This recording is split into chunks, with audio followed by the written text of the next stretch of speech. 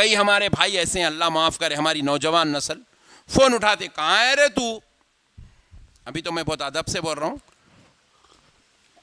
ان لوگ تو اور خطرناک بولتے, گالیاں بھی دے دیتے, زبان کھلے کی گالی دیتے, نعوذ باللہ من ذالک, گانے گاتے, استغفر اللہ, فلموں کے ڈائلاگز بولتے, نعوذ باللہ. یہ سارے کام یہ زبان کر رہی ہے, اور اس سے کیا ہوتا ہے, انسان اللہ تبارک و تعالیٰ کی بارگاہ میں ذلیل اور رسوا ہو جاتا ہے. ان چیزوں سے اپنے آپ کو بچائیں گے انشاءاللہ, انشاءاللہ. اب دیکھیے ایک بات سنیے, فرمایا جاتا ہے ایک آدمی زبان کا استعمال زیادہ کرتا ہے, لیکن ساتھ میں نماز, روزہ, زکوٰۃ, حج, عبادت, تقوی, پرہیزگاری سب کرتا, مگر زبان کا استعمال زیادہ ہے. بیٹھے بیٹھے یہاں باتیں کر دیتا, وہاں باتیں کر دیتا, ان کرنے بیٹھے ان کرنے شروع ہوگا, ان کرنے بیٹھے ان کرنے شروع ہوگا, وہاں گیا وہاں بولنا, یہاں گیا یہاں بولنا, ان کے سامنے بات کرنا, ان کے سامنے بات کرنا, چلتے جا رہا, مگر برابر نماز ٹائم پہ بھی پڑھ رہا, قرآن بھی پڑھ لے رہا, ذکر بھی کر رہا, روزے بھی رکھ رہا, زکوٰۃ بھی دے رہا.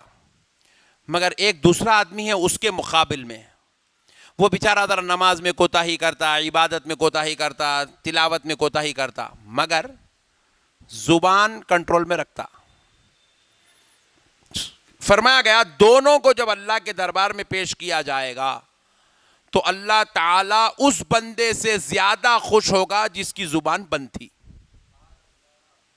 جس کی زبان, آپ بولیں گے بھائی انہیں تو عبادت تلاوت کر رہا, اس سے خوش کیوں نہیں؟ بولے یہ عبادت تلاوت تو کرتا تھا, مگر اپنی زبان کے کثرت استعمال کی وجہ سے لوگوں کے دل بھی توڑتا تھا, غیبتیں بھی کر دیا کرتا تھا, برائیاں بھی بیان کر دیا کرتا تھا. حالانکہ وہ شخص عبادت کم کرتا تھا, تقوی میں کم تھا, پرہیزگاری میں اس کا مقام کم تھا, لیکن زبان بند ہونے کی وجہ سے وہ کسی کی برائی بیان نہیں کرتا تھا, کسی کی غیبت بیان نہیں کرتا تھا, کسی کے پیٹھ پیچھے اس کے بارے میں غلط ذکر نہیں کرتا تھا. تو اللہ اس شخص کی بنسبت اس زبان بند رکھنے والے بندے سے زیادہ خوش ہوتا ہے. تو اسی لیے ہم تو چاہتے ہیں نا بھائی اللہ ہم سے خوش ہو جائے, تو انشاءاللہ تعالی اپنی زبانوں کو زیادہ سے زیادہ استعمال کرنے سے پرہیز کریں گے انشاءاللہ. انشاءاللہ بس ایک بات سن لیجئے, اس کے بعد بات ختم کرتے ہیں. ہاں, حضرت عبداللہ ابن مبارک رحمت اللہ تعالی علیہ ارشاد فرماتے ہیں, آپ سے پوچھا گیا حضرت عبداللہ ابن مبارک سے, غیبت کے متعلق آپ کا کیا خیال ہے؟ اے بابو خاموش, پوچھا گیا غیبت کے متعلق آپ کا کیا خیال ہے؟ کس سے پوچھا گیا؟ حضرت عبداللہ ابن مبارک, یہ حضرت امام اعظم ابو حنیفہ کے شاگرد ہیں. آپ سے پوچھا گیا کہ غیبت کے متعلق آپ کا کیا خیال ہے؟ فرماتے ہیں اگر غیبت کرنا جائز ہوتا تو میں سب سے زیادہ غیبت اپنی ماں کی کرتا. پریشان ہوئے, پوچھے بھائی اپنی ماں کی غیبت آپ کیوں کرتے؟ بولے اس لیے کہ غیبت کرنے والے کی نیکیاں جس کی غیبت کرتے ہیں اس کے نام اعمال میں چلی جاتی ہے, تو میں چاہتا تھا میری ساری نیکیاں میرے ماں کے نام اعمال میں چلی جائیں. جائز نہیں ہے, اللہ کو پسند نہیں ہے, رسول کو پسند نہیں ہے, یہ ایک فضول عمل ہے, انسان کو ہلاک و برباد کرنے والا عمل, تباہ و تاراج کرنے والا عمل ہے. اس لیے میں نے اس عمل کو کرنا اپنے لیے غیر مناسب سمجھا اور اس سے میں بچتا ہوں. امام حضرت عبداللہ ابن مبارک فرما رہے ہیں اسی لیے غیبت کبھی بھی نہیں کرنا, اپنے نامہ اعمال سے نیکیاں پورے نکل جاتے.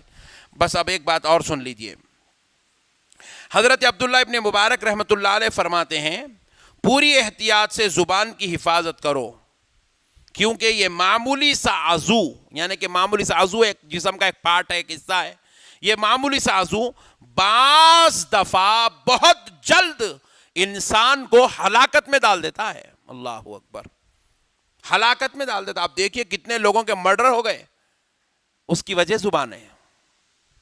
چھوٹی چھوٹی عمروں میں مرڈر ہو گئے لوگوں کے, مار لیے مر گئے لوگ. کیا ہوا بھائی؟ کئی لوگوں کی طلاق ہو گئی بیوی شوہر کے درمیان, وجہ زبان. مرڈر ہو گئے لوگوں کے, زبان وجہ. دوستانہ تعلقات توڑ لیے, زبان وجہ. بھائی بھائی کے بیچ میں جھگڑا ہو گیا, زبان وجہ. بیٹا باپ کے ساتھ لڑ لیا, باپ بیٹے کو آخ کر دیا, وجہ زبان ہے. ماں اپنی اولاد کو بددعا دینے پر مجبور ہو گئی, وجہ زبان ہے. سارے فساد کی جڑ زبان ہے.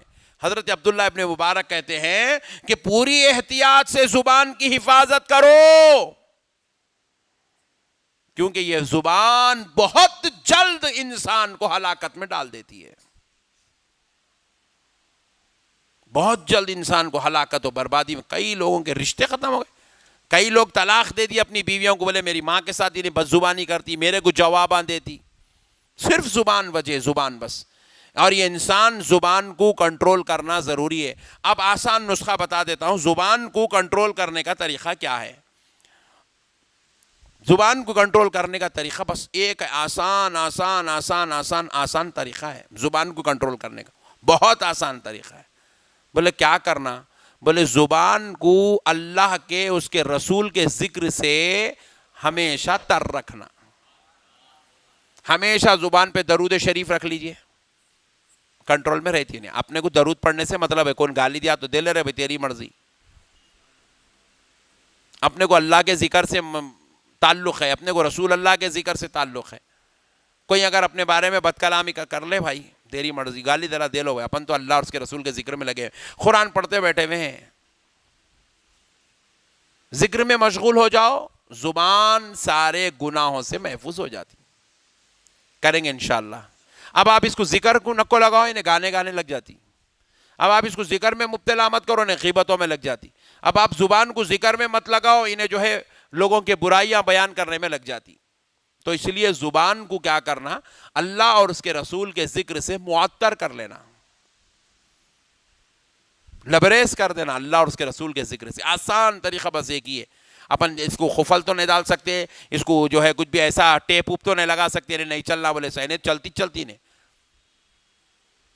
اس کو مصروف رکھنے کا طریقہ یہ ہے, اس کو برائی سے روکنے کا طریقہ یہ ہے, زبان سے اللہ کا اس کے رسول کا ذکر کیا جائے. بس درود پڑھتے رہے, پڑھتے طبیعت آپ کی یہ چاہ رہی کہ اب دوسرا ذکر کروں, چلیے دوسرا ذکر شروع ہو جائے, استغفر اللہ کا ذکر کریے, استغفار شریف پڑھیے. استغفار پڑھتے آپ طبیعت چاہتی ہے کہ دوسرا ذکر کریں, لاحول شریف کا ذکر شروع کر دیجئے. لاحول پڑھتے طبیعت چاہتی ہے تو کلمہ شریف کا ذکر شروع کر دیجئے. کلمہ شریف پڑھتے طبیعت چاہتی ہے کہ دوسرا ذکر کریں تو تسبیح ملائکہ کا ذکر شروع کر دیجئے. سبحان اللہ وبحمدہ سبحان اللہ العظیم. ذکر سے اپنے آپ کو معطر رکھنے سے زبان یہ ساری برائیوں سے محفوظ ہو جاتی ہے.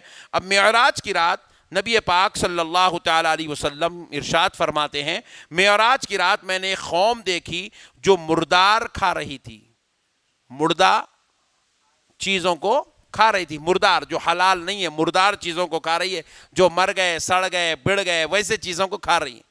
کتا ہے 8 دن سے سڑا ہوا ہے, روڈ کے اوپر پڑا ہوا ہے, مردار ہے. کیسا ہے وہ؟ 8 دن سے سڑ گیا, غلیظ بدبو. بلی مر گئی 8 دن سے, کیسی گندی بو آتی پوری, غلیظ. وہ غذا لوگ کھا رہے ہیں.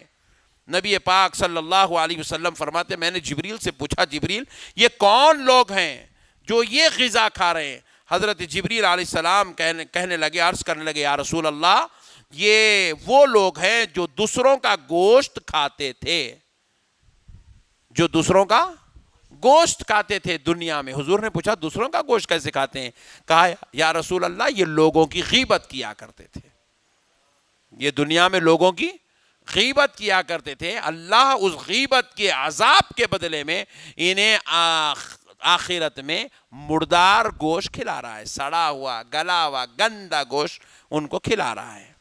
اسی لیے اللہ کو اس کے رسول کا واسطہ آپ سب سے ہماری گزارش ہے کہ ہم جو ہے ان چیزوں سے احتیاط کریں. انشاءاللہ کریں گے, انشاءاللہ جتنا ہو سکتا ہے غیبت سے, زبان کی جو ہے بد کلامی سے, برائی بیان کرنے سے ہم جو ہے رکے رہیں, اپنی زبان کو کنٹرول میں رکھیں, حفاظت میں رکھیں. اللہ تعالیٰ سے دعا ہے پروردگار پیارے حبیب صلی اللہ